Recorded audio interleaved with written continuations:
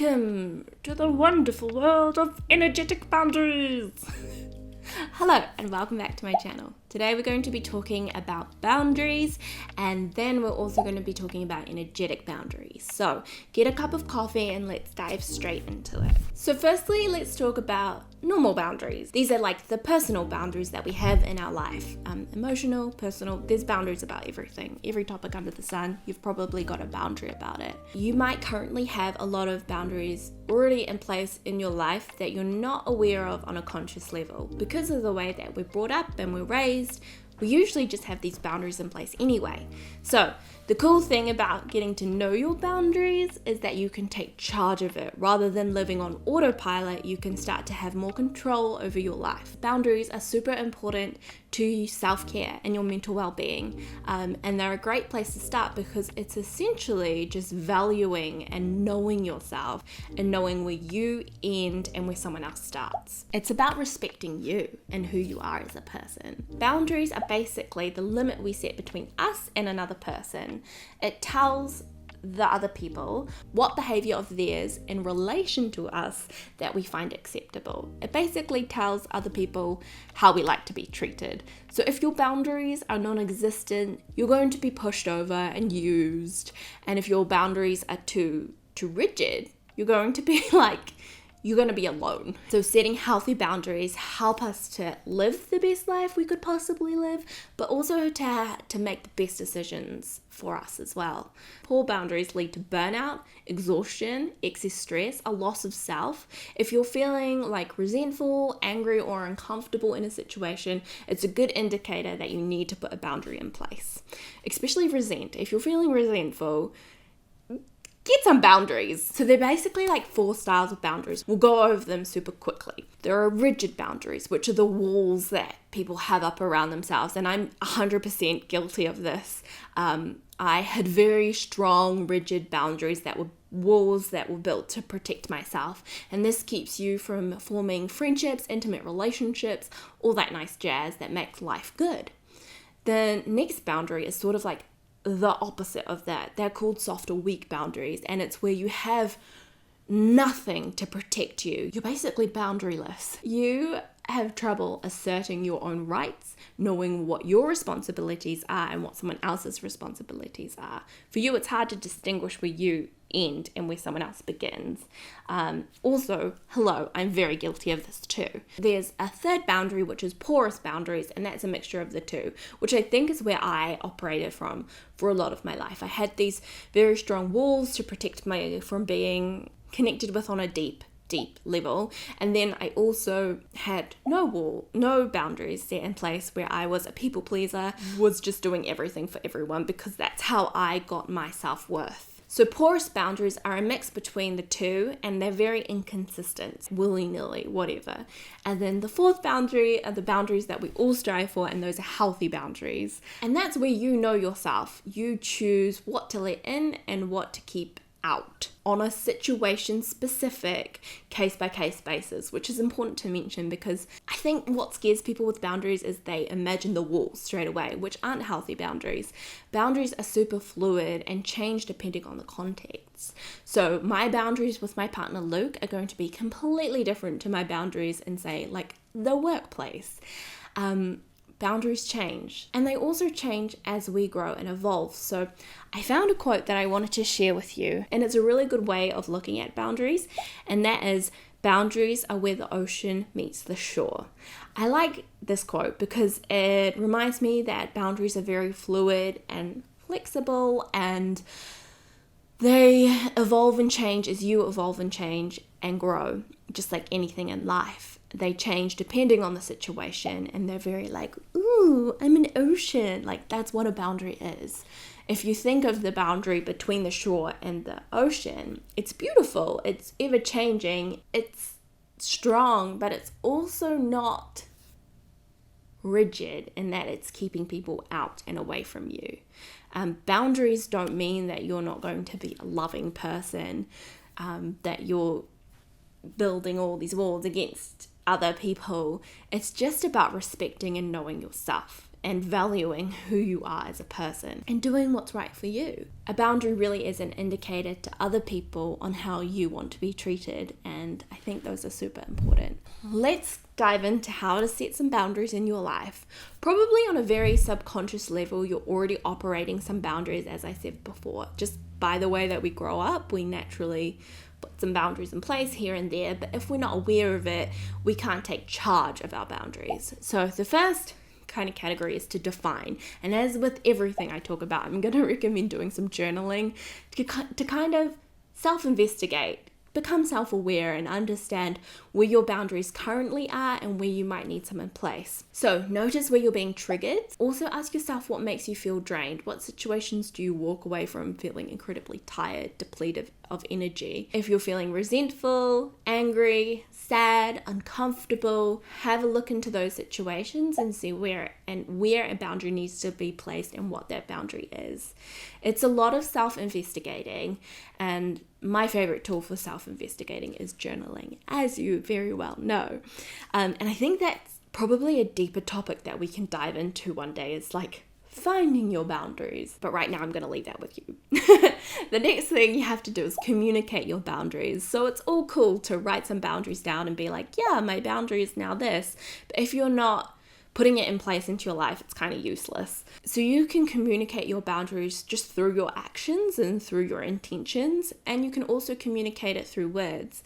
As I like to say, use your words. It helps people understand better. People aren't mind readers. They're not going to know what you want. So if you want to get clear on things, really tell people what's going on.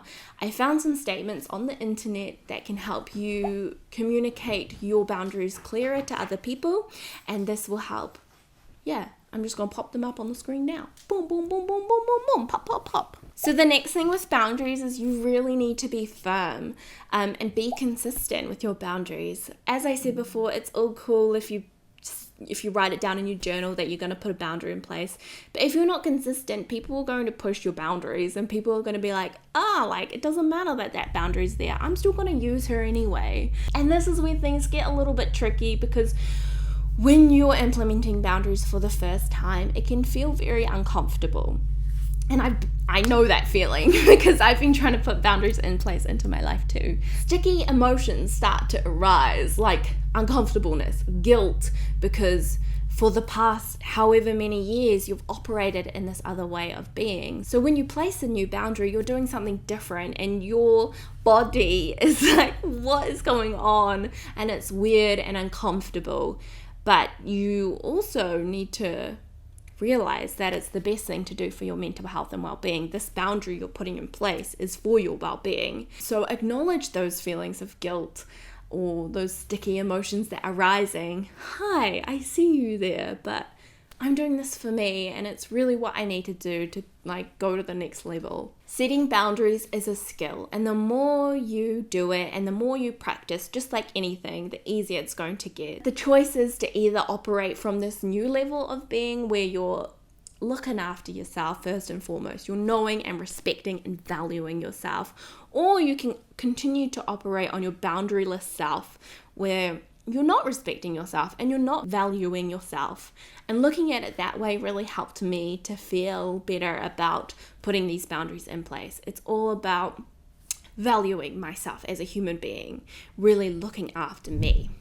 Okay, so now we're going to move on to energetic boundaries, which is something very non-physical, so it's going to get a little confusing. It's energy-based, and I think that's why things with energy get a bit confusing. But just like with radio, just because I can't see it and I don't fully understand it, I'm not going to not believe that it exists. Just bear with me, stick with it.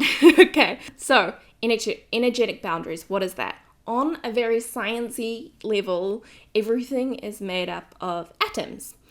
And because of that, everything essentially is energy. This couch, this thing, me, I'm energy too. And in that sense, everything has this energetic field around it. So energy boundaries is us looking after our energy field. Our energetic field kind of has like a couple of things it does. It protects us, it filters, it also magnetizes stuff to us. So how I like to see my energetic field is as a bubble. It's a beautiful bubble of white light around me, and that's my energy field. And everyone has their own energy field around them that extends beyond their physical body. So simple examples of energy and play is, have you ever walked into a room and you can actually feel the vibe of what's going on? You're like, oh, this feels tense, something's going on, something. Or when you can feel someone watching you before you actually physically see them. That's where energy comes to play.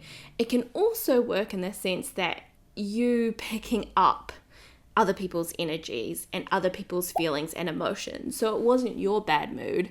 It was just someone else's energy that you picked up on and then you started to perceive as your own. And this is something that I am so guilty of in the past. I am an empathic person, and to a level everyone's an empathic person, and I'm a very sensitive soul, and because of that I am so susceptible to picking up on everyone else's energies and everyone else's moods and everything. So knowing our energetic self and our energy field helps us to discern what is me and what is not me. What is my feelings and what is someone else's, which is crucial for a highly sensitive person or an empath. So COVID-19, perfect example, and really the spurring point for me to investigate my boundaries a whole lot more. At the start of the lockdown period, I was coming home feeling so drained and so tired because energetically I didn't have any boundaries and I was feeling everyone's fear. I was just taking on everything that everyone else was feeling, and it was exhausting. And because I could feel the effects so much while everyone's fear was running rampage, I realized that I was doing this all the time. I was always taking on other people's feelings. I was just letting everyone else's stuff rule my life, and that was exhausting and a waste of my own energy. Just because you are an empathic person doesn't mean you have to feel everyone's feelings on a super deep level. And I think it comes into energy, and that's why I was feeling everything so much, and why I was getting overwhelmed and super anxious was because my energetic boundaries weren't protected. In order to not feel everyone's stuff, in order to live your best life and maintain your own energy, you have to really understand your energetic boundaries. So let's go into some tools to help you look after your energy field. Something that I picked up as a young child was that we shower every day. We look after our personal hygiene, so we should also be looking after our energetic hygiene, which is the cool concept. As with everything, starts with self-awareness. Tune into yourself, ask yourself how you're doing, what's going on, pay attention to your triggers. I'm going to recommend journaling again because I find journaling an incredible tool, as we all know, to help get the chaos in my head onto paper. Because energy is such a non-physical thing, so the more you play with and the more you learn and understand about your own energy, the easier it's going to be able to utilize it in your life. Another thing to do to look after your energetic boundaries is to limit the draining things. And this is where that journaling practice is going to come into play, because you're going to become very aware of the things that are draining. So back to the COVID-19 example, I was finding Instagram to be an incredibly draining place. Everyone was too loud for me. It was too much. So I decided to limit my time, and I actually just fully stepped away and cocooned myself away from everyone in order to protect that energy field. And that helped me to be less drained. Focus on you and your stuff. Is this energy mine, or is it someone's that I've picked up and I've interpreted as my own? Simply saying no is a perfect way to look after your energy, because no is a complete sentence. This is not me. I am not taking that into my energetic field. It's not me. I'm not having it.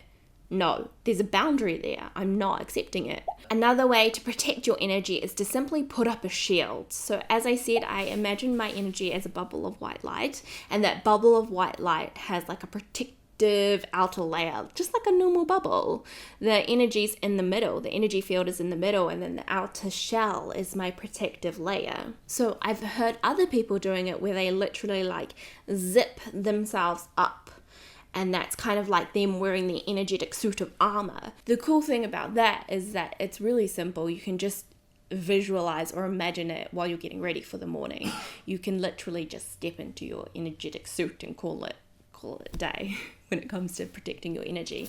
The other concept I've heard of, which I heard from Gabrielle Bernstein, is the idea of having a gatekeeper, and that's like a person who protects your energy and who stands at your energetic gate and says, no, you can't come in. So these are both very powerful visualization tools to help you put up these energy boundaries. I know it sounds super simple, but that's the thing. It is really simple. It's this cool, simple tool that we can add into our life. Another thing you can do to protect your energy is go and see someone. There's like energy cleansing people, and if you go and see them, they'll give you a better in-depth understanding of how to maintain your energy field and how to look after it. And they also can do some physical cleansing on you, literally like physically pull energy out of your field and just like cleanse you. And you can also do this by yourself with like sage and Palo Santo. You can cleanse yourself. Another thing I like to do, which is super simple because you can also double it up while you're doing a physical activity, and that's to have a cleansing shower. You do this literally while you're having a normal shower. You just visualize the dirt and the energetic grime just kind of washing off of you with the hot water and down the drain. And again, that's a superpower visualization that I love. So the next thing you can do is meditations. If you literally just type into Google like energy boundary cleansing, you'll come up with a bunch of meditations to help you. Chakra cleansing as well, because chakras are the energy centers of your body. So if you want to do some energetic cleansing, start with your chakras. That's a whole other video going into the chakra system. So one meditation on Insight Timer is by Dana Whitby, and it's called Protect Your Energy and Reclaim Your Boundaries. It's a 10-minute meditation exercise to help you protect your energy, and in that she goes into your bubble of light and all that stuff. So meditations are really cool because they're basically like someone holding your hand and walking you through the situation. It's like someone's there to guide you through the energy stuff. Just do a meditation, just Google it or do the one on Insight Timer, because it's just like having a lovely best friend guide you through the process. The last thing, which I think is important and something that I need to do too, is committing to a daily ritual. And I say it like that because to me, it sounds like a lot. But it really doesn't have to be. It doesn't have to be such a giant practice where you have to do like an hour's worth of work to protect your energy. At the start of the lockdown, I was really good at doing my morning practice because it was super important for me to protect my energy field. But since the world's quietened down, I've fallen out of the practice, but I have to get back into it. So my morning daily practice was through meditation. So I would do a meditation about protecting my energetic boundaries, and which is the bubble of light. And I'm going to link them down below, but the Dana Whitby one was one of my go-tos. And then I would connect to source, which is something I don't fully understand yet, but something that made me feel good, so I did that. And then I grounded to earth. And doing these three things, which took like 15 minutes in the form of a meditation, helped me to feel so much more in charge and better with my energy for the day. It helped me to feel like there really was this protection barrier around me. And the third thing I did was imagine stepping into my authentic self, which is a little bit aside from the whole energy boundary thing. But at the same time, I would visualize my bubble of white light being protected. And that's how I started to look after my energy boundaries. At night, I had a different sort of routine where I would listen to a chakra cleansing meditation at night, and this would just help me connect with all the energy centers in my body and check in with myself and how I was feeling. And if there was a tightness in my throat, I'd be like, oh boy, there's some energy there that I need to get rid of. The other thing I like to do at night is to, like, as I'm getting into bed, I like to say to myself, okay, what am I carrying with me? I'm going to literally pop it out of my head and put it on the nightstand, and if I want to pick it up in the morning, it's going to be there. I can go back to it, but right now, for the sake of my mental well-being, I'm going to put it to the side and I'm going to go to sleep and I'm going to get a good rest. And it's all like super easy visualizing stuff. So that's the thing with energetic boundaries. It's all about, I guess, on a level, believing in it and also visualizing the stuff. It's all in your mind, and the more you practice and play with the energetic boundaries, the easier it's going to get and the less confusing it's going to be. The cool thing is, while we're stuck at home, we have the power at our fingertips to connect and get online and research and fully understand these things. So in the description below, I'm going to link all the articles I read, both on boundaries and on energetic boundaries.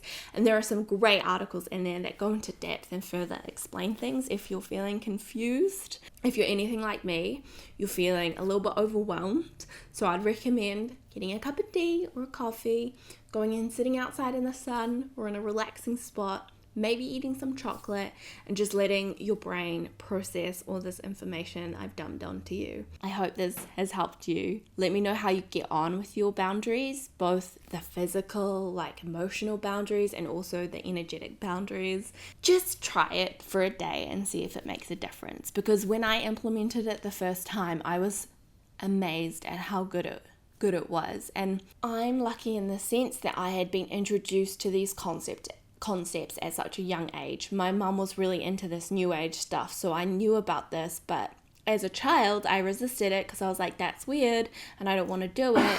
But now she's laughing at me because I'm doing it and I'm finding it really great and I'm sharing it with people on the internet. So yeah, I don't know where I was going with that.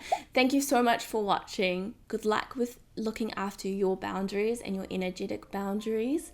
And remember that you are a gorgeous human being.